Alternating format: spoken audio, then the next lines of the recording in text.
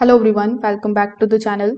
In today's quick video, I'm going to show you exactly how to fix the PS5 error code CE-106487-6 in 2026.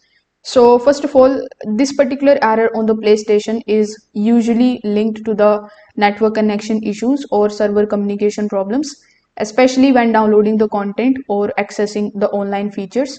So now that we know why this particular error occurs, it will be very easy to fix this particular error. So first of all, you need to open the settings of your PS5. When you are inside the settings, simply look for the option of network. Now inside the network, simply look for the option of the connection status. Over here inside the connection status, simply tap on the option that says test internet connection. Now, when you do this, you need to make sure that the internet connection and the PlayStation network signed in are successful. If the test fails, you can switch to a more stable Wi-Fi, or you can even use wired LAN for the connection. Afterwards, you need to refresh your account session as well. For that, in the settings, you just have to go to your users and account section. After that, when you go to the other section, you will find the sign out option.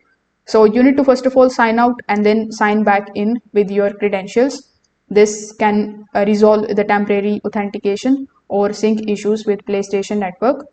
After that, you need to verify if PlayStation services are also working properly, because sometimes the issue is not from your end. If PSN services are down or under maintenance, you may see this type of error until the services are restored. So in that case, you just have to do nothing but to just wait. So you can try these easy fixes and see if it is working properly again.